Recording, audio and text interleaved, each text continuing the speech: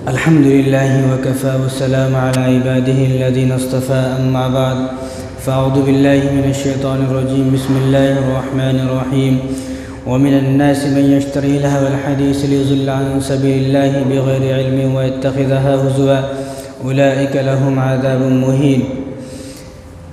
वक़ाल अन्नबी सल्लल्लाहु अलैहि वसल्लम अल-मुस्लिमु मन सलिमल मुस्लिमून मिन लिसानिहि व यदिहि औ कमा क़ाल अलैहिस्सलातु वस्सलाम। मेरे मोहतरम दोस्तों, अज़ीज़ साथियों, अल्लाह तबारक व तआला ने जो मैंने आयत तिलावत की है इसमें फ़रमाया व मिनन्नासि मन यश्तरी लहवल हदीस, कि जो कोई भी हो, मुसलमान हो गैर मुस्लिम हो, कोई भी हो, जो ऐसी चीज़ें ख़रीदता है कि जिन चीज़ों की वजह से लोग अपने दीन से गुमराह हो जाएं, लोग अपने दीन को छोड़ दें, और वो चीज़ जिस चीज़ से दीन का नुकसान होता हो, लहवल हदीस लियुज़िल्ल अन सबीलिल्लाहि बिग़ैरि इल्मिन व यत्तख़िज़हा हुज़ुवा, और जिसकी वजह से दीन का मजाक उड़ाया जाए, उलाइका लहुम अज़ाबुन मुहीन, ऐसे लोगों के लिए अल्लाह तबारक व तआला ने दर्दनाक अज़ाब को तैयार किया हुआ है। देखो, इस्लाम जो है ना एक मुकम्मल और कामिल दीन है। हम लोग क्या समझते हैं, इस्लाम कोई वैसे बस खुश सा मज़हब है, ना हमारे को खेलने देता है, ना हमारे को कुछ भी करने नहीं देता है, तो हम ऐसा सोचते हैं ऐसा मज़हब है, लेकिन इस्लाम ऐसा नहीं है। इस्लाम एक मुकम्मल और कामिल दीन है। इसलिए अल्लाह तबारक व तआला ने फरमाया ना, या अय्युहल्लज़ीना आमनु उदखुलू फ़िस्सिल्म काफ़ा, कि इस्लाम के अंदर मुकम्मल तरीक़े से दाखिल हो, आधा तीतर आधा बटेर, ऐसा नहीं, बल्कि मुकम्मल तरीक़े से। जब आदमी मुकम्मल तरीक़े से ईमान के अंदर दाखिल होगा, ईमान के बारे में पढ़ेगा, स्टडी करेगा, तो उसको सारी बातों का इल्म हो जाएगा। अब हमारे पास इल्म नहीं होता ना, क्या सोचते हैं भाई इस्लाम तो जो है ना एक खुशक सा मज़हब है। तो आज 13 तारीख़ है, कल 14 तारीख़ है, तो कल के दिन एक त्यौहार आता है जिसको संक्रांति बोलते हैं, जिसको बसंत भी बोलते हैं, वसंत भी बोलते हैं, बसंत पंचमी भी बोलते हैं, तो इसके बहुत सारे नाम हैं। तो ये भी एक खेल है, लेकिन ये खेल नहीं है, बल्कि हम लोग ऐसा समझते हैं ये खेल है। इसलिए मैं बारहा कहता हूँ कि हर चीज़ की कहीं ना कहीं से इब्तिदा होती है। वो अलग बात है, हमारे को नहीं मालूम। अब पहली बार कोई आदमी सुनता ना तो क्या सोचता, पहली बार सुना ना मैं, हो सकता है गलत है। भाई तू पहली बार सुना, लेकिन ये बातें पहली बार की नहीं है, ये बातें तो बहुत दिन से हैं। तो संक्रांति बोलते हैं उसको, तो उसमें पतंग उड़ाई जाती है। उसकी पहचान ये है कि उस दिन लोग पतंग उड़ाते हैं, ठीक है। लेकिन इस्लाम ने भी कुछ खेल बताए हैं। अब अगर किसी को पतंग के बारे में बोला जाए ना, क्या बोलेगा, अरे मेरे को पतंग नहीं उड़ाते। तो इस्लाम ने खेल बताए हैं कि इस्लाम ने क्या खेल बताए कि ये खेल खेले जाए। निसाई शरीफ की रिवायत है, रसूलुल्लाह सल्लल्लाहु अलैहि वसल्लम इरशाद फरमाया कि आप 4 खेल खेलें। हुज़ूर ने 4 खेलों के बारे में बताया। सबसे पहला खेल क्या है कि आदमी घोड़ों को सवारे, अपने घोड़ों को जो है घोड़े पाले, घोड़ों को मोटा ताज़ा करे और उनको बेहतरीन चारा खिलाए और उनको लिए तैयार करे। घोड़ों को जंग के लिए, या अब तो जंग नहीं हो रही तो अपने लिए तैयार करे घोड़ों को, तो घोड़ों का शौक़ होना चाहिए। अब घोड़े का शौक़ नहीं, कुत्ते पालने का शौक़ है। अब घर घर में कुत्ते पाल रहे हैं, लेकिन घोड़े कोई भी नहीं पाल रहे। तो हुज़ूर ने फरमाया कि घोड़ों को सवारे, घोड़ों को सुधारे और घोड़ों को पाले, और घोड़ों के दरमियान रेस लगाए। कि उस ज़माने में रसूलुल्लाह सल्लल्लाहु अलैहि वसल्लम के ज़माने में जो आदमी घोड़े की रेस लगाता था तो हुज़ूर सल्लल्लाहु अलैहि वसल्लम बड़े खुश होते थे और उनको इनाम भी देते थे। लेकिन वो इनाम ये इनाम नहीं था। अब जो घोड़ों की रेस हो रही है ना, वो एक किस्म का जुआ है, वो तो सट्टेबाजी है, पैसे लगाए जा रहे हैं। लेकिन वहाँ जब ऐसा नहीं था, वो खाली दौड़ते थे, जो जीत गया तो हुज़ूर सल्लल्लाहु अलैहि वसल्लम जो भी थे देते थे, बात ख़त्म। तो ये नहीं, तो रसूलुल्लाह सल्लल्लाहु अलैहि वसल्लम ने सबसे पहले फरमाया कि घोड़े को दौड़ाए आदमी, घोड़ों को सुधारे, घोड़ों को पाले। ये पहला खेल है। इसमें आदमी की जिस्मानी ताकत भी बढ़ेगी और इसमें आदमी को एक हुनर भी मिलेगा। पतंग उड़ाने से कोई हुनर नहीं मिलेगा आदमी को। तो दूसरा हुज़ूर ने फरमाया कि कहीं पर कोई निशान लगाए और निशान तक दौड़ के जाए वहाँ तक, दौड़ लगाए। तो रसूलुल्लाह सल्लल्लाहु अलैहि वसल्लम के ज़माने में भी सहाबा दौड़ते थे, जो जीत जाता उनको आप सल्लल्लाहु अलैहि वसल्लम इनाम से नवाजते थे, उनको शाबाशी देते थे। तो दूसरा काम क्या है, निशान लगाकर वहाँ पर दौड़ना। इसी तरह एक सहाबी अंसारी सहाबी थे, तो वो किसी से दौड़ में हारते नहीं थे। वो जब भी किसी से दौड़ते थे तो जीतते थे। तो वो हमेशा कहते रहते थे, कौन है मुझसे मुकाबले करेगा, कौन है मुझसे मुकाबले करेगा। तो एक मरतबा रसूलुल्लाह सल्लल्लाहु अलैहि वसल्लम जंग से आ रहे थे, तो मदीने में अभी दाखिल नहीं हुए थे, मदीने में दाखिल होने वाले थे। तो उससे पहले उन्होंने फिर शोर मचाया, कौन है जो मुझसे दौड़ेगा, कौन है जो मुझसे दौड़ लगाएगा। तो सहाबा ने उनको रोका, भाई क्या बात है, तुम इतना क्यों चीख रहे चिल्ला रहे हो, यहाँ हुजूर भी है, अबू बकर भी है, उमर भी है, बड़े भी हैं, यहाँ तो सब हैं, तुम ज़रा खामोश रहो। तो उसने कहा, मुझे रसूलुल्लाह सल्लल्लाहु अलैहि वसल्लम के अलावा मैं किससे डरता नहीं हूँ, ना मुझे उनके अलावा किससे गैरत आती है, तो मैं तो कह रहा हूँ उससे मुकाबला करो। तो वहाँ पर एक सहाबी मौजूद थे, और ये मुस्लिम शरीफ की रिवायत है। तो वहाँ पर एक सहाबी मौजूद थे जिनका नाम है सलमा बिन अकवा। तो उन्होंने कहा कि बड़ा चीखना चिल्ला रहा है, मैं ज़रा देखता हूँ इनको। तो हुजूर के पास गए कि हुजूर उनकी ये बातें हैं और वो इस तरह फरमा रहे हैं, आपकी इजाज़त हो मैं उनसे दौड़ लगाऊँ? हुजूर ने फरमाया ठीक है दौड़ लगाओ। तो उन्होंने कहा अब मुझसे दौड़े, हालांकि ये ज़्यादा उम्र के हैं, वो कम उम्र के थे अंसारी साहबी।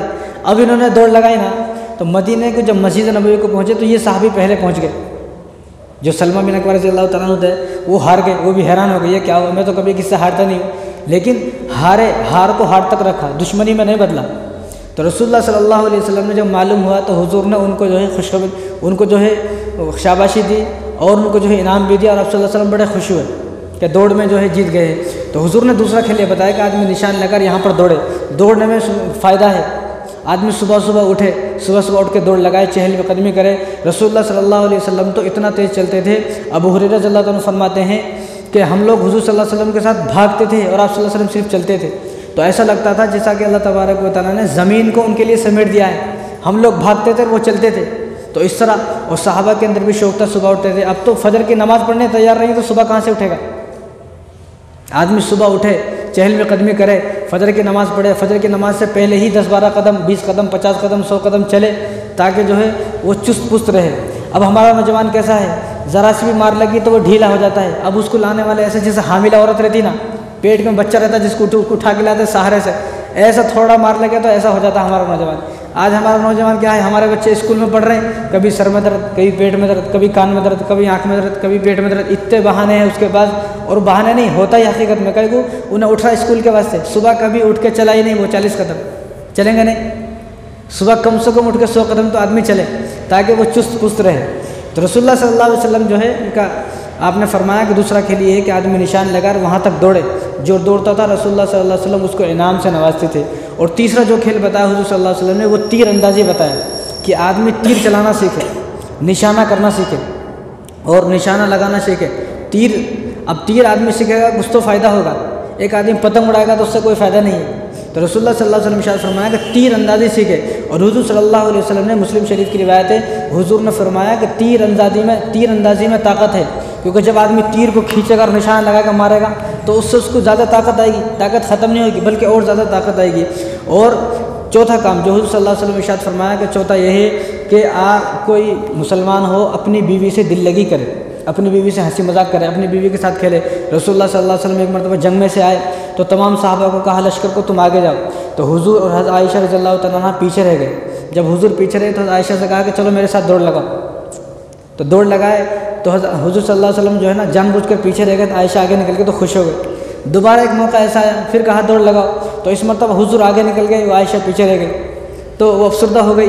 तो हुजूर ने फरमाया कि तिल का भी दिल का, कि ये तो बराबर हो गया ना, पहले तुम जीत गए मैं जीत गया। तो हुजूर ने फरमाया कि चौथा खेल ये है कि आदमी अपनी बीवी के साथ खेले, हंसी मजाक करे। यहाँ बीवी से हंसी मजाक नहीं होती, बीवी को छोड़ के पूरे ख़ानदान से हंसी मजाक होती है, घंटे घंटे फ़ोन में बात करता है दोस्तों से, लेकिन बीवी से हंसी मजाक नहीं होती। तो हुजूर ने ये 4 खेल बताए हैं कि आदमी घोड़ों को पाले, घोड़ों को सवारे, घोड़े की दौड़ लगाए, दूसरा आदमी जो है एक निशान लगाए और निशान तक दौड़े, और तीसरा जो हुजूर ने फरमाया कि वो तीर अंदाजी है, और चौथा हुजूर सल्लल्लाहु अलैहि वसल्लम फरमाया कि बीवी से दिल लगी करना, बीवी के साथ खेले।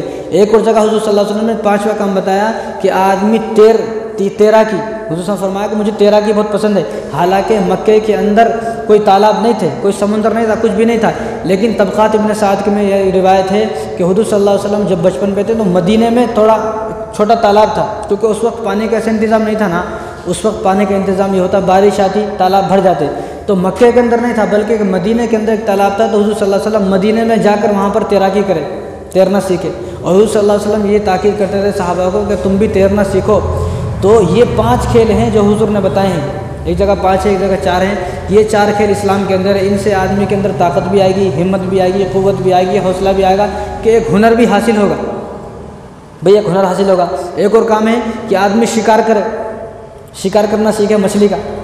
आजकल हम लोगों को मछली ख़रीद के खाने की आदत है, जो आदमी शिकार करता है ना उसमें खाने का मज़ा अलग है, क्योंकि 1 घंटे तक उन्हें परेशान रहा, बड़ी मुश्किल से शिकार करके लाया मछली, तो मछली जब शिकार करके लाएगा, जब पकाएगा तो उसमें अलग टेस्ट होगा।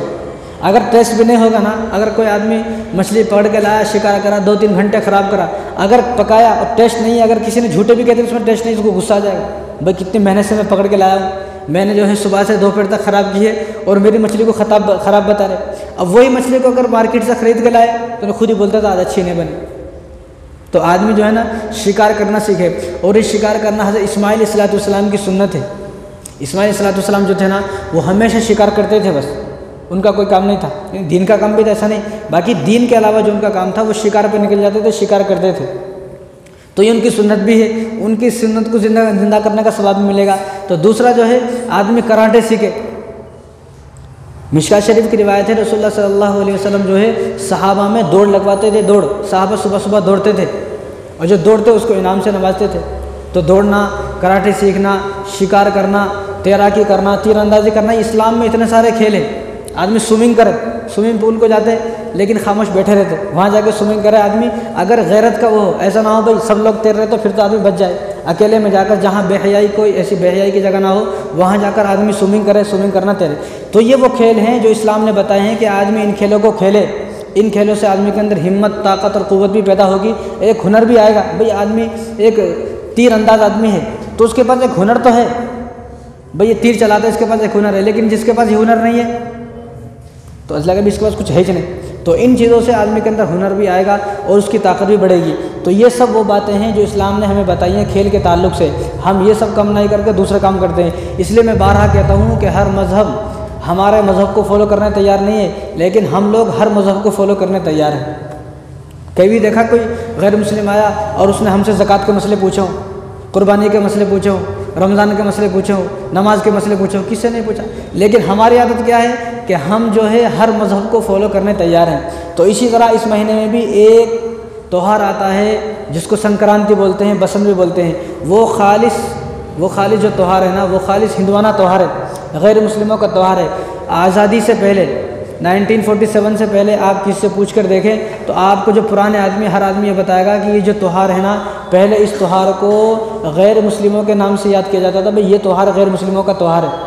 एक अंग्रेज़ आया, अंग्रेज़ अमेरिका से हिंदुस्तान को, तो जब अंग्रेज़ आया तो आकर जाने लगा तो उसने सब चीज़ों का मुआयना किया, सब चीज़ें देखी। तो उसको एक आदमी ने पूछा, उन्हें आया था ये महीनों में जब पतंग उड़ाते, तो उसको पूछा भाई ये त्यौहार किसका है, ये त्यौहार किसका है, ये त्यौहार किसका, उसने सब बताया। जब उस आदमी ने उससे पतंग के बारे में पूछा, भाई पतंग किसका त्यौहार है, पतंग उड़ाना, उसका ये तो मुसलमानों का त्यौहार है। अंग्रेज़ क्यों गए? क्योंकि उसने सबसे ज़्यादा मुसलमानों को पतंग उड़ाते हुए देखा।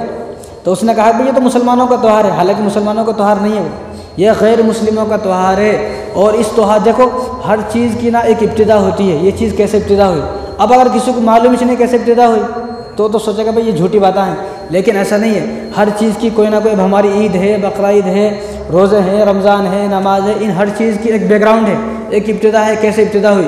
तो इसी तरह सबसे पहला अक़ीदा तो गैर मुस्लिमों का ये है कि इस दिन अगर पतंग उड़ाते हैं तो जो आसमान से बलाएँ आती हैं ना, पतंग के ज़रिए से वो बला टल जाती हैं। हालांकि बला टालने वाले, मुसीबतों को ख़त्म करने वाले अल्लाह हैं, अल्लाह के अलावा कोई नहीं है। पूरी धरती के अंदर कोई ऐसा इंसान नहीं है जो हमारी मुसीबतों को ख़त्म कर सकता हो, सिर्फ एक अल्लाह है जो हमारी मुसीबतों को ख़त्म कर सकते हों, तो ख़त्म कर सकते हैं। तो सबसे पहला उनका अक़ीदा ये है कि पतंग उड़ाते हैं तो पतंग के ज़रिए से जो मुसीबतें आने वाली हैं, बलाएँ आने वाली, वो टल जाती हैं, और एक मुसलमान का अक़ीदा नहीं होना चाहिए। और दूसरा उनका अक़ीदा ये है कि पहली फसल की खुशी, भाई फसल उगती है तो उस पहली फसल की खुशी में ये पतंग उड़ाते हैं। हालांकि फसल देने वाले तो अल्लाह हैं, फसल की खुशी अगर मनाना है तो अल्लाह ताला से दुआ करना है मुसलमानों को, अल्लाह ताला के सामने 2 रकात नमाज़ पढ़ना है शुक्राने की कि अल्लाह तेरा शुक्र है तूने मेरे खेत में फसल उगाई। बाजू का खेत है उसमें फसल नहीं उगी, लेकिन मेरे खेत में फसल उगी। तो ये गैर मुस्लिमों के अक़ीदे हैं। और इस दिन सरस्वती पूजा भी होती है। सरस्वती देवी एक गैर मुस्लिमों की भगवान है, उसकी पूजा भी होती है। तो वो पूजा की खुशी में और पहली फसल की खुशी में और मुसीबतें टालने की खुशी में पतंग उड़ाते हैं। हालांकि एक मुसलमान का अक़ीदा नहीं होना चाहिए। इसी तरह अबू रैहान अल-बैरूनी रहमतुल्लाह अलैह बहुत बड़े बुज़ुर्ग हैं और मुहद्दिस हैं, और वो किताबों को लिखते थे, और उन्होंने किताब लिखी है किताबुल हिंद, बड़ी मुस्तनद किताब है। तो उन्होंने इस किताब में गैर मुस्लिमों के जितने भी त्यौहार हैं उन त्यौहारों के बारे में लिखा है, भाई कौन सा त्यौहार क्यों मनाया जाता है, कब मनाया जाता है, कब से शुरू हुई। तो ये तो मुसलमान है। इस तरह गैर मुस्लिम है डॉक्टर BS नज्जार, ये तो गैर मुस्लिम है भाई। अगर मुसलमान की बात बताए तो लोग सोचते रहे अपनी बात बता रहे, तो ये तो गैर मुस्लिम है, डॉक्टर BS नज्जार। तो उन्होंने अपनी एक किताब लिखी है पंजाब आखिरी मुग़ल दौर में, जो मुग़ल दौर था, मुग़ल दौर का जो आखिरी वक्त था, बिल्कुल आखिरी 50 साल थे, तो उस 50 साल के बारे में इन्होंने किताब लिखी है पंजाब आखिरी मुग़ल दौर में। तो उस किताब का सफ़ा नंबर 279 किताब, और किताब का नाम है, किताब का नाम तो यही है पंजाब आखिरी मुग़ल दौर में।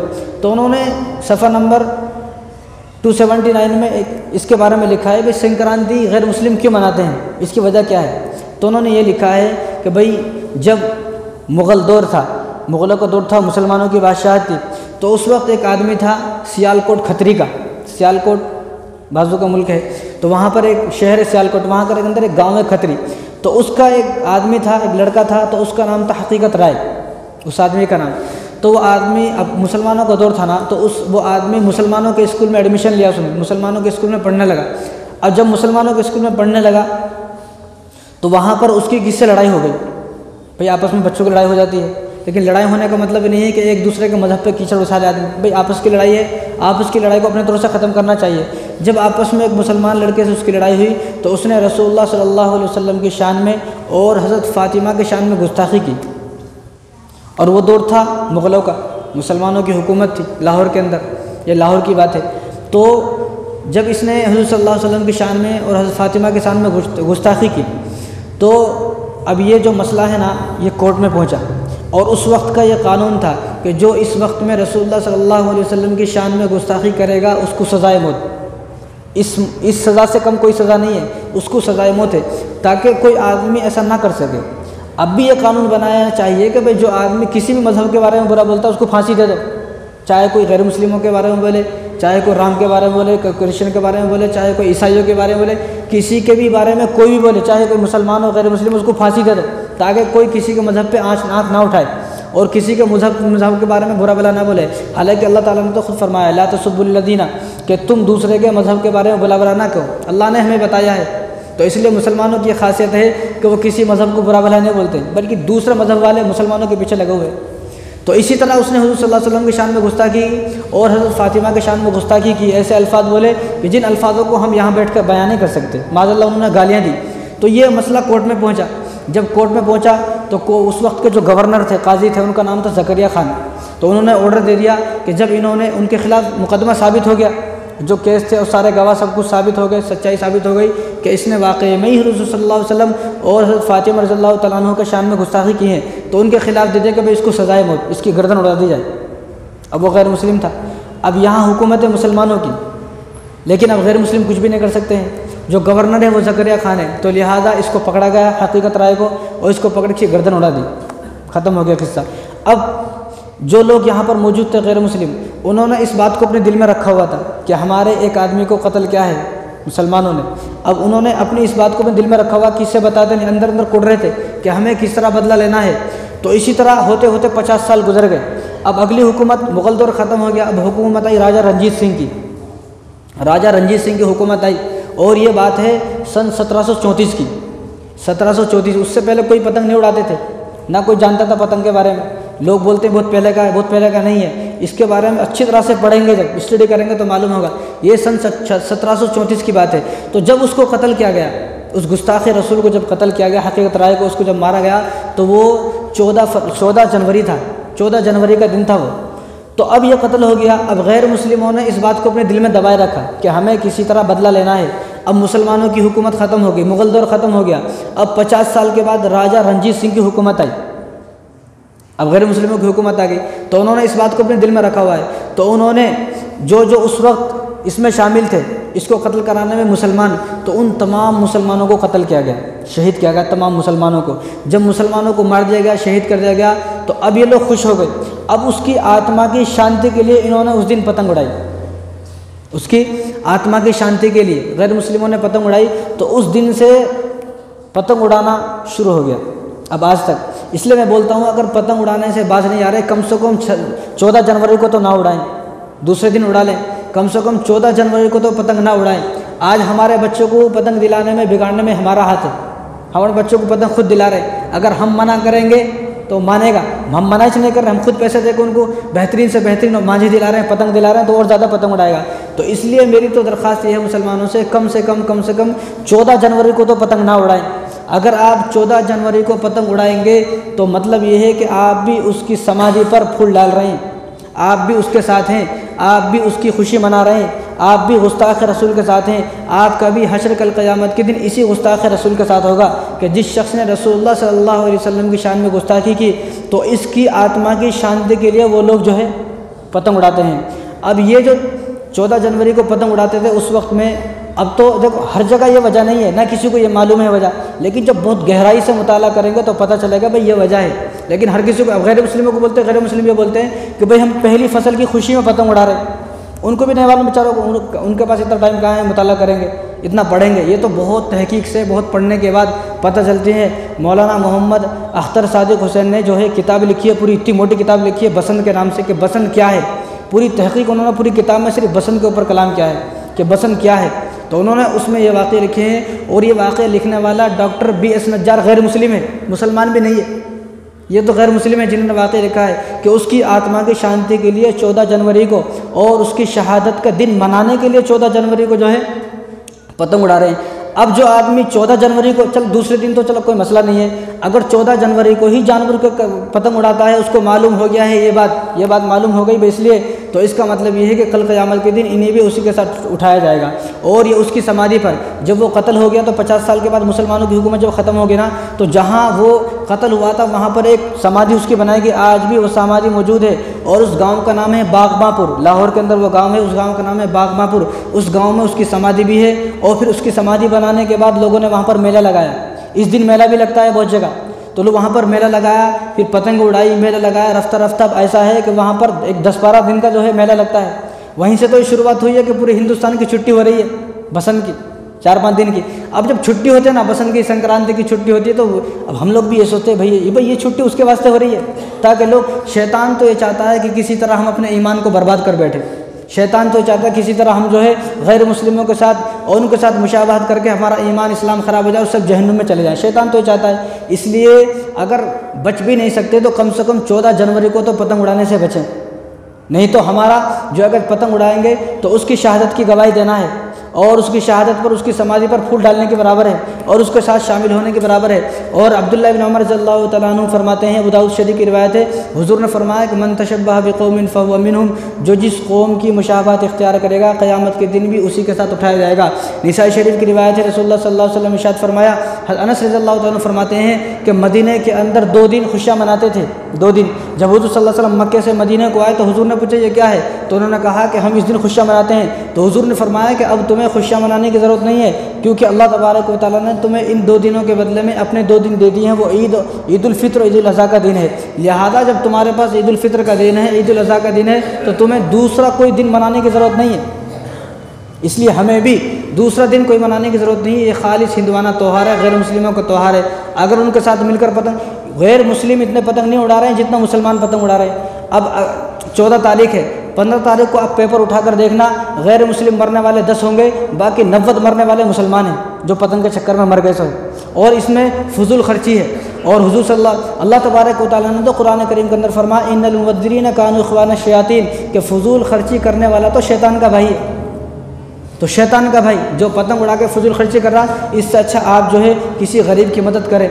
आप जो 100 रुपये की, 200 रुपये की मांझा और पतंग ला रहे हैं, कई 1000 का मांझा आता है, तो उतने किसी गरीब को दें, ताकि हमारे जो गरीब को मदद की है वो मदद तो कल क़यामत के दिन हमें जन्नत में मिल जाए, जन्नत में पहुँचवा सके। तो गरीब की मदद करें। और इसमें माल बर्बाद हो रहा है, कितने पैसे बर्बाद हो रहे हैं, नमाज़ों का ख्याल नहीं है, नमाज हो रही है, अज़ान हो रही है और मस्जिद की छत पर उड़कर पतंग उड़ाते हैं। आज मुझे सुबह एक आदमी ने बताया कि आपकी मस्जिद के छत के ऊपर भी पतंग उड़ा रहे क्या? बोला हमारी मस्जिद के ऊपर, छत के ऊपर क्या? नहीं, हमारी मस्जिद के ऊपर बोलना ज़रूरी नहीं है कि भाई कहाँ है वो, हम किसी को जल्दी करना नहीं चाहते। मुझे बताया कि हमारी मस्जिद के ऊपर बच्चे चढ़कर पतंग उड़ाते हैं। अस्तगफिरुल्लाह, मस्जिद के ऊपर पतंग उड़ा रहे, शर्म से डूब के मर जाना चाहिए उन लोगों को जो अपनी मस्जिद के ऊपर पतंग उड़वा रहे हैं। ऐसा आदमी को जलील करके बाहर निकालें, ऐसे बच्चों को जो मस्जिद के ऊपर पतंग उड़ा रहा है, मस्जिदों के ऊपर। तो इस नमाज का ख्याल नहीं है, नमाज हो रही है, अज़ान हो रही है, लेकिन इन्हें पतंग बनाने में, पतंग उड़ाने में मशगूल है। नमाज का वक्त का ख्याल नहीं है। इतना माल किसी गरीब को दिया तो कितना काम आता, किसी अपने रिश्तेदार हैं, गरीब हैं और जिनके रिश्ते नहीं हो रहे हैं, कितने हमारे महलों में, बस्तियों में ऐसी गरीब लड़कियां हैं, पैसे ना होने की बिना पर उनके रिश्ते नहीं हो रहे, तो वो पतंग का पैसा बचाकर उनकी शादियाँ कराएं, ताकि कुछ जो है नेक आमाल हमारे आमाल नामे में जमा हो। और ये खेल वो खेल थोड़ी है भाई, ये कैसा खेल है जिसमें लोगों की जानें जा रही हैं, जिसमें लोग मर रहे हैं, कट रहे हैं। कितने वाक़यात ऐसे हैं, कितने। और जो पतंग उड़ाई जा रही है दूसरों को जलील करने के वास्ते, दूसरे की पतंग काटने के वास्ते, और दुश्मनी में। एक अगर मैंने किसी की पतंग काट दी, अब उन्हें ज़िंदगी भर के लिए मेरा दुश्मन बन गया, मेरी पतंग काटा गई। अब उसकी हकारत के लिए, उसको ये बोलने के लिए बस तेरे पास सस्ता मांझा है, मेरे पास जो कितना महंगा मांझा है, तो मैं तेरी पतंग काट देता हूँ। अब एक आदमी बुढ़ा है तो उन्हें बोलता, दादा देखो मैं उसकी पतंग काटा सो है। अरे इसकी दादा की पतंग मैं काटा सो बचपन में बहुत बार, इन्हें क्या पतंग काटता। तो वो जो बचपन में पतंग काटा सब वो आज तक याद है, वो आज तक याद है। यहाँ कुरान पढ़ने की तौफीक नहीं हो रही, नमाज़ पढ़ने की तौफीक नहीं हो रही, लेकिन वो बचपन के वाक़यात याद नहीं है अच्छे, जो माँ बाप ने इतने प्यार से पाला, वो सब याद नहीं है। लेकिन पतंग किस किस की काटा 50 साल पहले, वो सब याद है। तो इसमें दुश्मनियाँ होती हैं। और जिस खेल में जुआ हो, सट्टा हो, दुश्मनी हो, और जो खेल इस्लाम को बर्बाद कर दे, नमाज को ख़त्म कर दे, नमाज के वक्त जिस खेल से नहीं आ रहा, ऐसे तमाम खेल नाजायज़ हराम है कि जो खेल आदमी को इबादत से ही गाफिल कर दे। हुज़ूर ने फरमाया कि जो खेल इबादत से गाफिल कर दे और जिस खेल की वजह से आदमी जो है नमाज़ों को भूल जाए, तो ऐसे खेल इस्लाम में जायज़ और नाजायज़ और हराम है। हज़रत सुलेमान अलैहिस्सलाम, असर की नमाज का वक्त हुआ, सुलेमान अलैहिस्सलाम तो वो अपने घोड़ों, उनके पास घोड़े थे कई हज़ार, तो घोड़ों को सवार रहे थे वो। तो घोड़ों को सवारते सवारते असर की नमाज का वक्त ख़त्म हो गया। जब असर की नमाज का वक्त ख़त्म हो गया तो किसी ने बताया, हज़रत असर की नमाज का वक्त ख़त्म होने वाला है। टाइम जब देखा, टाइम तो नहीं था, लेकिन जब महसूस किया अरे असर की नमाज का वक्त ख़त्म होने वाला है, तो उन्होंने अपने उन लोगों को, जो उनके फ़ौजी थे, उनको बुलाया और कहा ये जितने भी घोड़े हैं ना, इन तमाम घोड़ों के जो है टांगों को काट दिया जाए, इनके पैरों को काट दिया जाए, तमाम घोड़ों के, क्योंकि जिन घोड़ों की वजह से मेरी असर की नमाज क़ज़ा हो गई और असर की नमाज का ख़त्म हो गया, इनको ऐसे घोड़ों की मुझे ज़रूरत नहीं है। तो उन्होंने कई हज़ार घोड़े के पैर कटवा दिए, ख़त्म कर दिए। तो हुज़ूर ने फरमाया कि जिस खेल से और जिस चीज़ की वजह से आदमी इबादत से गाफिल हो जाए, अपने इबादत को, दीन को भूल जाए, तो ऐसा खेल नाजायज़ हराम है। और इस खेल से बेपर्दगी है। अब लोगों की छतों के ऊपर चढ़ रहे हैं, बाजू में बेचारा एक गरीब आदमी है, उसके पास वॉशरूम नहीं है, अब उसकी औरतें छतों पर नहा रही हैं, अब ये छतों पर से ऊपर से चढ़कर उसकी वीडियो बनाता है। और कितने वाक़े ऐसे हुए हैं कि वीडियो बनाया और वीडियो बनाने के बाद उसके पास भेजा, ब्लैकमेल किया उसको, और उसकी इज्जतें तार रही हैं, इज्जतें लूटी जा रही हैं उसकी, सिर्फ एक वीडियो के ऊपर। तो इसमें बेपर्दगी है। जिस खेल में इतनी बेपर्दगी हो रही है, पतंग छतों के ऊपर उड़ाना, तो वो खेल कैसे जायज़ हो जाएगा। और पतंग उड़ाने का मकसद ही दूसरे को पतंग को काटना है। तो दूसरे की पतंग को काटने का मतलब है दूसरे की नुकसान करना है। और इस्लाम में कोई मुसलमान किसी का नुकसान करे, ये ऐसा मुसलमान है ही नहीं। हुजूर ने क्या फरमाया, मन आदा मुस्लिमन फ़क़द आदानी, मन आदानी फ़क़द आदल्लाह। जिसने किसी मुसलमान को तकलीफ़ दी किसी भी तरह से, वो ऐसा है जैसा कि मुझे तकलीफ़ दी हो। मन आदानी फ़क़द आदल्लाह, और जिसने मुझे तकलीफ़ दी हो वो ऐसा है जिसने अल्लाह को तकलीफ़ दी हो। अब पतंग काटने का मकसद है उस दूसरे को तकलीफ़ देना, उसको हकारत की नज़र से देखना और उसको जलील करना, रुसवा करना, उसको शर्मिंदा करना और उसको जो है बिल्कुल उसको जलील कर देना, ये पतंग उड़ाने का मकसद है। अगर यही पतंग उड़ाने का मकसद है तो हुजूर ने फरमाया कि ऐसा आदमी वो है जो मुझे तकलीफ़ दे रहा है, और जो मुझे तकलीफ़ देता है वो ऐसा जिसने अल्लाह को तकलीफ़ दी हो। और हुजूर ने एक जगह फरमाया, बुखारी शरीफ की रिवायत है, अलमुस्लिमु मन सलिम अलमुस्लिमून मिन लिसानी व यदिही। मुसलमान हकीकत में ही मुसलमान वो है जो अपने हाथ के ज़रिए से, ज़बान के ज़रिए से किसी को तकलीफ़ ना दे, ये आदमी मुसलमान है। जो आदमी अपने हाथों के ज़रिए से पतंग उड़ा रहा और ज़बान के ज़रिए से सीटियाँ मार रहे हैं। और आजकल तो मालूम हुआ लोग शराब पीकर भी पतंग उड़ा रहे हैं, और पतंग उड़ा रहे हैं, बाजू में डीजे रखा हुआ है, डीजे गाने भी चल रहे हैं, शराब की बोतलें भी रखी हैं, गाने भी चल रहे हैं। सारे खुराफात पतंग की वजह से हो रही है। और बाजू में बेचारी, उनके घर में नीचे जगह नहीं है कपड़े सुखाने को, वो जवान लड़की घर में जब ऊपर अगर घर में कपड़े सुखाने जा रही है तो यहाँ से सीटें मार कर उसको छेड़ रहे हैं। कितने सारे नुकसानात पतंग की वजह से हो रहे हैं, कितने सारे नुकसानात। तो अपने बच्चों को ख़ास करके इस दिन से पतंग उड़ाने से बचाएं। और कितने लोग मर रहे हैं, कितने हज़ारों लोग मर रहे हैं। आप पेपर उठाकर देखें, जब इन्होंने हज़रत मौलाना मोहम्मद अख्तर सादिक ने किताब लिखी तो इस किताब में अजीब अजीब वाक़यात लिखे कि एक आदमी है, उनका नाम आमिर है, तो उनकी शादी हुई, शादी के बहुत दिन के बाद बच्चे नहीं हुए, एक बेटा हुआ, उसके बाद बच्चे नहीं हुए, तो एक बेटा हुआ जिसका नाम इब्राहिम रखा, तो उसकी उम्र 8 साल और तीसरी क्लास में पढ़ने वाला है। वो बच्चा खुशी खुशी स्कूल से आया खुशी खुशी और स्कूल से आकर अम्मी से कहा कि मुझे भूख लग रही है, आज मेरा फलां चीज़ का मन कर रहा है। तो माँ को बड़ी मोहब्बत थी ना, बड़ी ताख़ीर से बच्चा पैदा हुआ, तो माँ उसके वास्ते किचन में बनाने गई, बेटा तू कपड़े फ्रेश हो जा, कपड़े बदल ले, मैं खाना बना कर अभी आती हूँ। जैसा माँ खाना गर्म करने, खाना लेने किचन में गई तो बाहर से किसी ने दरवाज़ा खटखटाया। तो बाहर से जब दरवाज़ा खटखटाया तो देखा वो बच्चा जो अभी ये कहकर गया था मैं अभी आ रहा हूँ और मेरे को भूख लग रही है, देखा वो आदमी जो खटखटाने वाला है उसके गोद में वो बच्चा है और मरा हुआ है। अभी 5 मिनट हुई ना, अभी क्या हुआ, कैसा मर गया बच्चा? एक बच्चा है, एक बच्चा 8 साल का, परेशान हो गया क्या हुआ? तो मालूम यह हुआ कि फ्रेश होकर होने के बाद छत पे गया तो छत पे एक डोर आई, वो डोर की जिद में आया और बच्चा जो है उसका बैलेंस ख़राब हुआ और छत से नीचे गिरकर मर गया। जो बच्चा अभी आया और इन्होंने एक वाक़या लिखा, हाफिज़ सईद, एक बच्चा, मासूम बच्चा हाफिज़ सईद 12 साल का हाफिज़ हुआ। हाफिज़ उसी दिन मदरसे से घर को आ रहा है और वालिदैन भी खुश है कि हमारा बच्चा आज हाफिज़ कुरान हुआ है, हाफिज़ हो गया, इतने खुश थे वालिदैन। लेकिन जब घर आ रहा था वालिदैन इंतज़ार में कर रहे हैं, ये अभी के वाक़यात हैं, वालिदैन इधर इंतज़ार कर रहे हैं और मदरसे वाले उस इंतज़ार में है कि हमारा बच्चा हमारे मदरसे से एक हाफिज़ कुरान हुआ है। तो घर को पहुँचने से पहले एक डोर मांझा आया और उसकी गला काट कर चला गया। अभी हाफिज़ हुआ है जी, हाफिज़ कुरान जो है वो कत्ल हो गया सिर्फ इस वजह से, डोर के मांझे की वजह से। और इसी तरह उन्होंने एक वाक़या लिखा है कि एक जमशेद नाम का आदमी है, उनकी बीवी है अलीना। तो इनकी शादी हुई, शादी को सिर्फ 1 महीना हुआ, शादी को 1 महीना हुआ। 1 महीने के बाद एक रिश्तेदार ने दावत की कि भाई यहाँ आना है। अब इन्होंने जो अलीना बीवी थी, इन्होंने फ़ोन किया आज उनके घर को जाना है, आप ज़रा ऑफिस से जल्दी आ जाए। तो इधर ये इंतज़ार में है और अभी तो 1 महीना शादी को हुआ है, शादी को 1 महीना हुआ और पूरी मेकअप कर कर तैयार होकर रेडी होकर जाने को तैयार हैं। तो वहाँ से खबर आती है कि भाई एक आदमी है ऐसा मर गया, आपका जानने वाला है क्या? उसका फ़ोन किया तो आखिरी कॉल उसकी थी ना, फ़ोन किया, भाई वो तो मेरा आदमी है, वो तो मर गया। कैसा मर गया? रास्ते में आ रहे थे बाइक से और एक डोर जो है गले में आई और वो डोर जो है गले में अटके और मर गया। सिर्फ इसकी वजह से, पतंग की डोर की वजह से ना जाने कितने हादसात होते हैं, कितने लोग मर रहे हैं और कितने जान जो है। आपका बच्चा, जिस बच्चे की उम्र 10 साल 12 साल है, 10 साल और 12 साल की उम्र में आपका बच्चा कातिल बन चुका है। आप ये सोच रहे हो मेरा बच्चा कातिल नहीं है, लेकिन आपके बच्चे ने 10-12 साल की उम्र में ना जाने कितने लोगों के गले काट दिए सिर्फ एक पतंग की डोर की वजह से। और अल्लाह तबारक व तआला ने कुरान करीम के अंदर क्या फरमाया, वमन यक़्तुल मुअमिनन मुतअम्मिदन फजज़ाउ जहन्नम खालिदन फ़ीहा वग़ज़िबल्लाहु अलैहि व लअनहु व अ'द्द लहु अज़ाबन अज़ीमा, कि जिस शख्स ने किसी मुसलमान को कत्ल किया हमेशा के लिए जहन्नुम में दाखिल कर दिया, वग़ज़िबल्लाहु अलैहि व लअनहु व अ'द्द लहु अज़ाबन अज़ीमा, कि इस शख्स पर जहन्नुम में जाने के बाद भी अल्लाह तबारक व तआला का गज़ब, अल्लाह तबारक व तआला का अज़ाब और अल्लाह तबारक व तआला की लानतें बरसती रहेंगी, अज़ाबन अज़ीमा।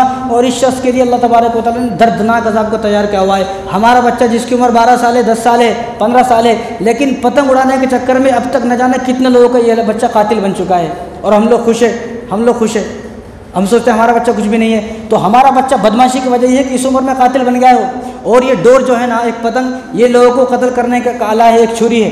हज़रत मौलाना मोहम्मद अख्तर सिद्दीक़ साहब ने तो लिखा है कि इसको पतंग का खेल ना कहा जाए, इसको खूनी खेल कहा जाए, इसको कातिल खेल कहा जाए। ये लोगों का कत्ल करने का आला है, लोगों को छुरी से भी ज़्यादा तेज़। मैं तो सरकार, हमारी सरकार भी ऐसी है, नहीं तो सरकारों को इन मांझों पर पाबंदी लगानी चाहिए। ऐसे ऐसे मांझे आ रहे हैं कि जो मांझे जो हाथों से टूटता है उसको छुरी से काटना पड़ता है। एक आदमी को मैंने देखा, एक बच्चे को, वो दस्ताने पहन कर पतंग उड़ा रहा था। भाई तूने दस्ताने क्यों पहना हुआ है? भाई डोर वो कांच का है, हाथों से पकड़े तो हाथ कट जाते। जब तेरे हाथ कट रहे हैं, ये डोर जब कटेगी और लोगों के जब गर्दन कटेंगी, लोगों के गले कटेंगे, तो उनकी बद्दुआएं और उनके जो घर के उनके पीछे लोग हैं, कितने लोग जो है वो, कितने बच्चे यतीम हो गए और कितनी औरतें बेवाएं होगी जब मर गए। तो उनकी जो आहें हैं, उनकी जो दर्द है, उनकी जो बद्दुआएं हैं, उन बद्दुआओं को तू कैसे बर्दाश्त करेगा? तो मांझे, अगर अपने बच्चों को पतंग उड़ाना है, एक बात तो 14 तारीख को नहीं उड़ाना है, अगर पतंग उड़ाना है तो हल्का सा मांझा लेकर दें। भाई पतंग उड़ाना है दूसरों को जलील करने के वास्ते नहीं, दूसरों को शकारत की नज़र से देखने के लिए नहीं और दूसरों को शर्मिंदा करने की वजह से नहीं। ये खेल, इसको खेल रखें और 14 तारीख को तो बिल्कुल हरगिज़ ना उड़ाएं। 14 तारीख को अगर आप उड़ाएंगे, आप उसी के साथ हैं। क्या हुआ? और एक दूसरा जो हमारे बच्चों के अंदर एक आदत लग चुकी है, वो मांझा लूटने का, पतंग लूटने का। 5 रुपये के चक्कर में अपनी जान देने तैयार है। 5 रुपये के चक्कर में। एक वाक़या तो ऐसा लिखा है कि एक आदमी मर्सिडीज़ में आ रहा था, मर्सिडीज़, अब कितनी कीमत है मर्सिडीज़ की आप जानते हो। तो रास्ते में जब आ रहा था उसने देखा एक पतंग कटी हुई है, उसने मर्सिडीज़ को साइड में लगाया, वो पतंग को लिया, अपनी गाड़ी में रख कर चला गया। उससे एक आदमी ने पूछा, भाई मर्सिडीज़ में आ रहा हो, 5 रुपये की पतंग के वास्ते आप इतने जलील हो रहे हो। नहीं, ये मेरी बचपन की आदत है, जब तक पतंग के ज़माने में पतंग एक दो कड़ी नहीं काट लेता हूँ या पतंग कटी हुई जब तक मैं जो है उसको लूट नहीं लेता हूँ, मुझे चैन नहीं मिलता है। ये एक मरज़ बन चुका है। अब हमारे बच्चे जो है, अगर पतंग की ज़िद में अगर कोई बच्चा मरा है तो ये खुदकुशी है, खुदकुशी, ये खुदकुशी है, ये कोई आम मौत नहीं है, ये खुदकुशी करने के बराबर में। और किसी का माल लूटना हराम है इस्लाम के अंदर। इस्लाम में तो यही है, अगर किसी का कोई माल मिला, किसी का माल मिला तो उस माल को 6 महीने तक ऐलान करेगा आदमी। 6 महीने तक आदमी ऐलान करेगा कि 6 महीने तक आदमी ऐलान करे भाई फलां की मेरे पास ये चीज़ है, किसी की हो तो लेके जाए, किसी की हो तो लेके जाए, 6 महीने तक। और यहाँ 1 मिनट के अंदर, सेकंड के अंदर पतंग कटने के इंतजार में है। वो पतंग कट लूट लूट कर इतनी पतंग जमा कर लिया है घर में। क्या फ़ायदा भाई ऐसी पतंगों का? कि मेरे पास वो वीडियो है, अब अपनी भी वीडियो देखी होंगी, एक आदमी रोड पर भाग रहा पतंग के पीछे, गाड़ी आई मार के चली गई। पतंगों के पीछे अगर कोई आदमी मरा है तो ये खुदकुशी करने के बराबर में है। और ये ऐसा है जैसा कि मेरे जेब में से पैसे गिरे, एक आदमी उठा के भाग गया, भाई जिसकी पतंग है उड़ा रहा, तो ये आदमी ये सोचता है कि मेरी पतंग कट जाए तो कोई उठा ले, ये नहीं सोचता। इन्हें क्या सोचता, मेरी पतंग कटने के बाद मैं उठाता हूँ, कोई दूसरा नहीं उठाता। अगर जब इसकी सोच ये है कि मेरी पतंग कटने के बाद मैं उठाऊँ तो ये दूसरे के लिए हराम हो गया। अब हमारा बच्चा जो घर में पतंग लेकर आया है लूट कर, ये हराम चीज़ लेकर आया है, हराम, जैसा कि चोरी का माल। आज हमारा बच्चा पतंग लूटेगा, कल को जो है पैसे चुराएगा, फिर बैंक लूटेगा, फिर किसी की इज्जत लूटेगा, फिर किसी की इज्जतों को तार तार करेगा। ये एक उसकी जो है एक परवान है, परवान पे एक सीढ़ी है, ये हमने उसके लिए रास्ते खोल दिए। आज थोड़ी बहुत लूटेगा, कल को पता नहीं क्या क्या लूटेगा। तो अपने बच्चों को इन चीज़ों से बचाएं, अपने बच्चों को हराम। अगर कोई बच्चा किसी का पतंग लूट कर लेकर आया है और वो पतंग लेकर आया, उसको मना कर दो, भाई ये हमारी पतंग नहीं है, अगर ये हमारी पतंग नहीं है और ये हमारे लिए हलाल नहीं है, इसको बाहर फेंक दो, नहीं तो वापस कर दो, हमें ज़रूरत नहीं है। तुझे पतंग उड़ाना है तो 5 रुपये मेरे पास से लेके पतंग उड़ा। अगर कोई आदमी हमारे मांझे से कट गया, मर गया, तो खुदा की कसम अल्लाह तबारक व तआला के हमें कोई बचाने वाला नहीं है। जिस तरह मक्के के अंदर जब बच्चियां पैदा होती थी तो उनको ज़िंदा गाड़ दिया जाता था ज़मीन के अंदर, तो अल्लाह तबारक व तआला ने फरमाया कि ये बच्चियां कल क़यामत के दिन ये कहेंगी बिअय्यि ज़ंबिन क़ुतिलत, या अल्लाह इनसे ये पूछो मुझे कत्ल क्यों किया, मुझे कत्ल क्यों किया। तो इनके बारे में भी जो लोग पतंग उड़ा रहे हैं ऐसे मांझों से, कि जिन मांझों से लोगों की गर्दनें कट रही हैं, अभी आदमी मरने के बाद भी इसके सामने खड़ा होगा और इससे पूछा जाएगा, ये आदमी पूछेगा बिअय्यि ज़ंबिन क़ुतिलत, अल्लाह इससे ये पूछो कि इसने मुझे कत्ल क्यों किया, किस जुर्म में कत्ल किया, मेरा जुर्म क्या था कि इसने मुझे किस जुर्म में कत्ल कर दिया है। तो इसके पास कोई जवाब नहीं होगा। लिहाजा हालांकि आदमी ऐसा है, नमाज़ पढ़ने वाला है, कुरान पढ़ने वाला है, नेक है, सब कुछ है, लेकिन इसने अपने बच्चों को पतंग ला कर दी और बेहतरीन से बेहतरीन मांझा ला कर दिया। अब ये जन्नत में जाने वाला है, लेकिन जब इसने सवाल ये कर दिया कि मैं क्यों मरा हूँ बिअय्यि ज़ंबिन क़ुतिलत, तो इसके नेक होने की वजह से भी इसके बारे में जहन्नुम का फैसला कर दिया जाएगा। तो इसलिए हमें बचना है। और एक तो पतंग उड़ाने से बचना है, ये कोई मुसलमानों का खेल नहीं है, अब जो मैंने बता दिया है। और ये सारे शैतानी काम है। शैतान तो ये चाहता ही नहीं कि हम मुसलमान जन्नत में जाए, बिल्कुल नहीं चाहता है शैतान। तो अपने बच्चों को पहली बात तो अगर पतंग 14 तारीख को नहीं उड़ाना है, अगर दूसरे दिन उड़ाना है तो हल्का सा मांझा ला कर दे कि किसी को तकलीफ़ ना हो। इस्लाम में हुजूर ने फरमाया कि अल-मुस्लिमु मन सलिमल मुस्लिमून मिन लिसानिही व यदिही, मुसलमान तो है ही वो कि जिसके हाथ और ज़बान के ज़रिए से किसी को तकलीफ़ ना पहुँचे। अगर पहुँच रही है मेरी ज़बान से, हाथों से लोगों को तकलीफ़ पहुँच रही है, हुजूर ने फरमाया फलैसा मिन्नी, ये मुसलमान है ही नहीं, ये हम में से नहीं है। तो अपने बच्चों को पतंग लूट कर लेकर आया है तो उसको मना करे, भाई हमारे इस्लाम में किसी का माल लूटना इजाज़त नहीं है, माल लूटने का और बिल्कुल इजाज़त नहीं है। दूसरी बात, हुजूर सल्लल्लाहु अलैहि वसल्लम ने तो इरशाद फरमाया कि आदमी को रात में जब सोए तो बग़ैर दीवार वाली छत पर ना सोए। इस्लाम ये है कि बग़ैर दीवार, अब छत है, छत के ऊपर दीवार नहीं है तो हुजूर ने मना फरमाया, छत के ऊपर सोया, दीवार नहीं है, मालूम है गिर गया रात को, खुदकुशी है, क्या गुस्सा आया भाई। जब इस्लाम के अंदर ये बताया जा रहा है कि बग़ैर बग़ैर दीवार वाली छत के ऊपर नहीं सोना है, तो वो इस्लाम पतंग के बारे में कैसे नहीं बताएगा। इसी तरह रसूलुल्लाह सल्लल्लाहु अलैहि वसल्लम अल्लाह तबारक व तआला ने कुरान करीम के अंदर फरमाया वला तुल्क़ू बिअयदीकुम इला तहलुका, कि अपने आप को हलाकत में ना डालो, अपने आप को हलाक ना करो। और ये जो पतंग के पीछे भाग रहा है, मर गया, ये अपने आप को हलाक करना है। इसी तरह हुजूर सल्लल्लाहु अलैहि वसल्लम इरशाद फरमाया, अबू दाऊद शरीफ की रिवायत है, अबू हुरैरा रज़ियल्लाहु अन्हु हदीस का रावी हैं, एक आदमी कबूतर के पीछे भाग रहा था। ये पतंग का मसला उलमा ने वहीं से निकाला है, कबूतर के पीछे भाग रहा था तो हुजूर ने देखा, हुजूर ने फरमाया ये भी शैतान, दोनों शैतान है। अब आदमी आप ये देखें, जिसके बारे में हुजूर ने फरमा दी ये भी शैतान, क्या फरमाया, शैतान, जिसके बारे में हुजूर ने कह दिया शैतान है, शैतान जन्नत में जाएगा क्या, सबको मालूम है। तो जिसके बारे में हुजूर ने फरमा दी ये शैतान, तो इन्हें जन्नत में जाएगा क्या, आप फैसला कर सकते हो। अब जो बच्चा हमारे पतंग के पीछे भाग रहा है, तो ये भी मालूम हुआ कि जिस तरह वो आदमी कबूतर के पीछे भाग रहा था, हुजूर ने फरमाया कि ये भी शैतान। इसी तरह इसके बारे में इसके बारे में मसला यही है, जो पतंग की डोर के पीछे भाग रहा है, तो हुजूर ने फरमाया कि ये शैतान, तुम पतंग की डोर के पीछे भागने वाले भी शैतान है, और पतंग से कोई फ़ायदा नहीं है। आप अगर अच्छा कोई काम सीखेंगे तो लोग भी खुश होंगे, आपकी इज्जत भी होगी। कई आपने देखा है भाई, रिश्ता हुआ और रिश्ते के बारे में किसी ने पूछा हो कि हमारे को ऐसा आदमी चाहिए जो पतंग उड़ाता हो। कभी हुआ भाई कोई आदमी कभी मेरे बच्चे को पतंग उड़ाना बहुत आता है, एक ही सीज़न में 100 पतंग जो है लूट कर लेकर आता है, 100 पतंग लूट कर लेकर आता है, आप इसको रिश्ता दो। भाई चाहे 1000 पतंग लूटता हो, मैं अपनी बच्ची का रिश्ता नहीं दूंगा। किसी का आज तक पतंग लूटने के चक्कर में रिश्ता हुआ, भाई मेरा बच्चा पतंग लूटता है और इसकी पतंग कभी नहीं कटती है, इसको पतंग उड़ाना आता है, इस मामले पर कभी किसी की जो है ना रिश्ता हुआ है ना कभी होगा। वो अलग बात है, कोई जो है वो ससुर साहब यही सोचने लगा मेरा दामाद ही पतंग उड़ाने वाला हो, दोनों मिलकर उड़ाएंगे, वो एक अलग बात है, लेकिन ऐसा कभी नहीं हुआ है। दूसरी बात, जो 14 तारीख को संक्रांति में और बसंत में जो होता है वो जानवरों को लड़ाया जाता है। हुजूर सल्लल्लाहु अलैहि वसल्लम ने इरशाद फरमाया, इत्तकुल्लाह मिन हादिहिल बहाइमिल मौजमती, इन लोगों के बारे में या जानवरों के बारे में, जो जानवर है इन जानवरों के बारे में तुम अल्लाह तबारक व तआला से डरो। और हुजूर सल्लल्लाहु अलैहि वसल्लम ने इरशाद फरमाया कि तुम्हें जो रिज़्क मिलता है तो इन जानवरों की वजह से रिज़्क मिलता है, बूढ़ों की वजह से, बच्चों की वजह से, नेक लोगों की वजह से रिज़्क मिलता है। अगर तुम्हारे दरमियान जानवर नहीं है, नेक लोग नहीं है, बूढ़े बच्चे नहीं है, तो तुम्हें रिज़्क नहीं मिलेगा, ये ज़मीन गल्ला उगाना बंद कर देगी। तो जानवरों को लड़ा रहे हैं। रसूलुल्लाह सल्लल्लाहु अलैहि वसल्लम ने ताकीद से मना फरमाया कि जानवरों को आपस में लड़ाना हराम है और उसका तमाशा देखना भी हराम है, तमाशा देखना भी हराम है। कबूतरों को उड़ा रहे हैं, कबूतर उड़ाना भी जायज़ नहीं है, उसको वो तो बेजान जानवर है बेचारा, मासूम जानवर, उसको उड़ा रहे हैं, उसको नीचे नहीं उतरने दे रहे। भाई एक परिंदे की ना, हर परिंदे की उड़ने की एक मकदार होती है, भाई 15-20 मिनट उड़ता है फिर बैठता है, 15-20 मिनट उड़ता है फिर, इसको सुबह से शाम तक नीचे नहीं उतरने दे रहे, इसका भूखा प्यासा रहना और इसकी जो जितनी बद्दुआएँ हैं वो सारी बद्दुआएँ तुम्हारे ऊपर लगेंगी। तो हुजूर ने फरमाया कि इन जानवरों के बारे में अल्लाह तबारक व तआला से डरा जाए और जानवरों को लड़ाना भी नहीं। रसूलुल्लाह सल्लल्लाहु अलैहि वसल्लम के ज़माने में जो कुफ़ार मक्का थे वो क्या करते थे, एक तरफ कुत्ते को, लोमड़ी को बंद करते थे, एक तरफ इंसान को बंद करते थे और पिंजरे के अंदर बंद करके दोनों लड़ते रहो, जब तक मर नहीं जाते लड़ाना चाहिए उनको छोड़ देते थे। इसी तरह मेंढे को और बंदर को बंद करते थे या बंदर को बकरी को बंद करते थे, तो बहुत सारे जानवरों को आपस में बंद उनको लड़ाते थे। तो हुजूर ने उस वक्त ये फरमाया कि जानवरों को आपस में लड़ाना, आपस में जानवरों को लड़ाना हराम है। एक तरफ जानवर एक तरफ जानवर, ये भी हराम, एक तरफ जानवर एक तरफ इंसान, ये भी हराम, दोनों भी हराम है। और ये संक्रांति के दिनों में बहुत ज़्यादा उड़ाए जाते हैं। और मालूम तो ये हुआ कि एक मुर्गा 50-50 हज़ार रुपये का भी आता है, मुर्गा 50, इससे अच्छा किसी गरीब की 50 हज़ार रुपये के लिए शादी कराए तो तेरे को जन्नत मिल जाती। ये मुर्गा 50 हज़ार रुपये का क्या फ़ायदा है। और ये सारे काम करने वाले मुसलमान हैं, मुसलमान।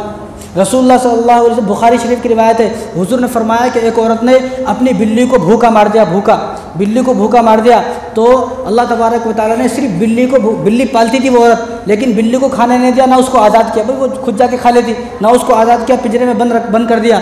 तो इसी तरह जब उसने बंद कर दिया और बिल्ली मर गई बिना खाए पिए, तो इसी बिना पर अल्लाह तबारक व तआला उसको जहन्नम में दाखिल कर दिया। एक फाहिशा औरत रास्ते से जा रही थी तो देखा प्यासा कुत्ता जिसकी ज़बान बाहर लटक रही है और प्यास में बड़ी परेशान है, क्या करूँ। तो फाहिशा औरत है, फाहिशा अब आई तो उसने देखा कि कुत्ता प्यासा है, तो लिहाजा मुझे कुत्ते की मदद करनी चाहिए। तो वो कुएं में उतरी और कुएं में उतरने के बाद उसने मोज़ा निकाला और मोज़े में पानी भरा, कुत्ते को पिलाया। तो मरने के बाद हुजूर सल्लल्लाहु अलैहि वसल्लम, बुखारी शरीफ की बात है, हुजूर ने फरमाया कुत्ते को पानी पिलाने पर अल्लाह तबारक व तआला ने इसकी मग़फ़िरत फरमा दी। और जो लोग जानवरों को आपस में लड़ा रहे हैं उनका क्या हाल होगा। जानवरों को लड़ाना आपस में ये भी हराम है और उनका तमाशा देखना ये भी हराम है। हदीसें बहुत सारी है, वक्त इतना होता नहीं है, तो लिहाजा पतंग उड़ाना 14 तारीख को तो बिल्कुल अपने बच्चों को मना करें। पतंग लूटना नहीं, मांझे के पीछे जाना नहीं, ऐसा मांझा खरीदना भी नहीं कि लोगों की गर्दनें कट रही हैं। वरना हमारा बच्चा सिर्फ 10 साल का 12 साल का है, लेकिन न जाने कितने लोगों का ये कातिल बन चुका है, कितने लोग इसने गर्दनें काट दी हैं। खुद भी बचना है, ये गैर मुस्लिमों का त्यौहार है, हमारा त्यौहार नहीं है। इस्लाम के बारे में जो आदमी अच्छी तरीके से पढ़ता है उसे ये बात मालूम होती है। एक आदमी को जब बताए नए आदमी ने क्या बताया, पहली बार सुना ना हम ये बात नहीं है ना, 50 साल का हो गया मैं कभी ये बात सुना नहीं। आज पे कैसे भाई तूने कितनी किताबें पढ़ी हैं। ऐसा आदमी से मेरा सवाल ये, तो कितनी किताबें पढ़ी हैं, उन किताबों का नाम बता। और जितनी किताब हमने पढ़ी है हम आपको दिखाएंगे हमने कितनी किताबें पढ़ी हैं। तो आपने जब आपको इस्लाम के बारे में कुछ पता नहीं है, इस्लाम के बारे में आपने कोई स्टडी नहीं की, तो आप ये नहीं कह सकते भाई ये गलत है। तो संक्रांति के खास करके इस दिन के अंदर पतंग उड़ाना नहीं है, ये गैर मुस्लिमों की अगर करेंगे पतंग उड़ाएंगे तो ये हकीकत राय की समाधि पर फूल चढ़ाने के बराबर है। उसकी शहादत की खुशी में वो शहीद हुआ, हालांकि उसको कत्ल किया गया, जिसने रसूलुल्लाह सल्लल्लाहु अलैहि वसल्लम की शान में गुस्ताखी की, उसके शहादत के दिन पर खुशियों के लिए और उसकी आत्मा की शांति के लिए पतंग उड़ाई जाती है। अभी वो अलग बात है किसी को नहीं मालूम, पढ़ेंगे तो मालूम होगा। तो अगर हम लोग ही पतंग उड़ाएंगे तो मालूम ये होगा कि कल क़यामत के दिन हमारा हश्र भी उन्हीं के साथ होगा। अल्लाह तबारक व तआला हम सबको अमल करने की तौफीक अता फरमाए। व मा अलैना इल्ला अल बलाग।